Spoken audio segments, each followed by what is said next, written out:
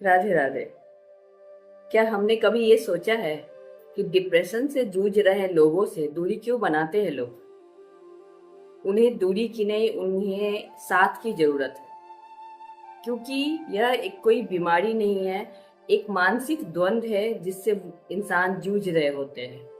तो वहां पर बस साथ देने की जरूरत है। आइए आज हम लोग विचार इस पर साझा करें कि अक्सर देखा गया है कि जो भी लोग डिप्रेशन से जूझ रहे हैं उनसे दूरी क्यों बना लेते हैं। क्या वो नकारात्मक हैं? क्या वो नकारात्मक बोल रहे हैं?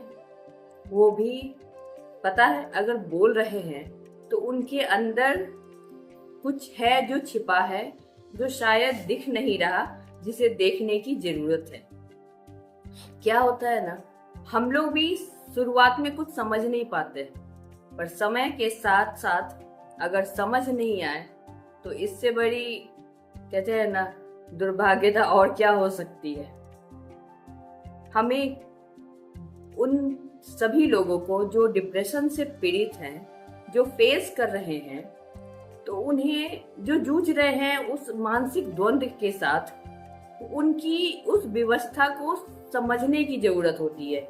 वो अगर नकारात्मक बोल रहे हैं तो इस तरह नहीं बोल रहे हैं कि वो सामने वालों के लिए कोई नकारात्मकता को लेकर आए या फिर उनके लिए कुछ ऐसा निगेटिव वो अपने मन में रखे। नहीं, क्योंकि वो अपने इस भयावह मानसिक द्वंद्व से इस तरह जूझ रहे होते हैं कि उन्हें राहत की सांस लेने के लिए जो उचित जान पड़ता है वो कर बैठते हैं। और शायद हम सभी समझ नहीं पाते।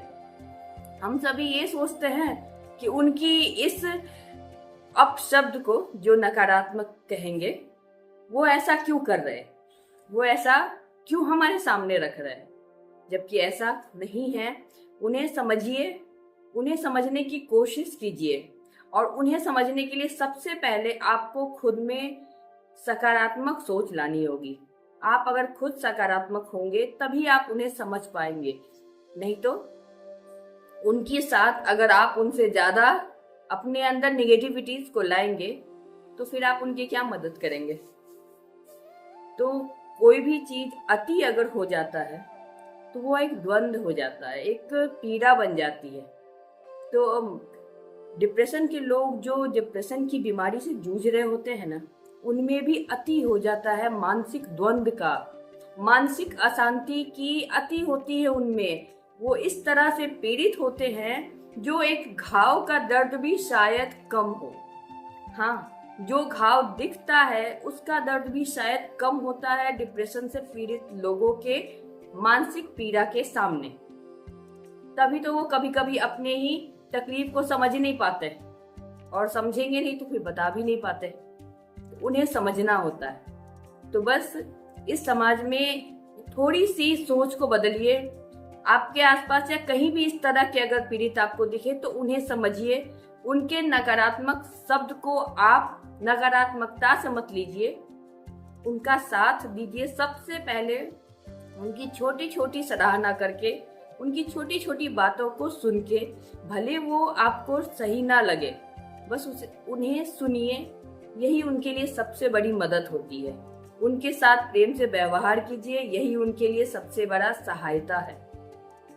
तो आपकी सहायता उनके लिए एक आशीर्वाद का रूप लेती है।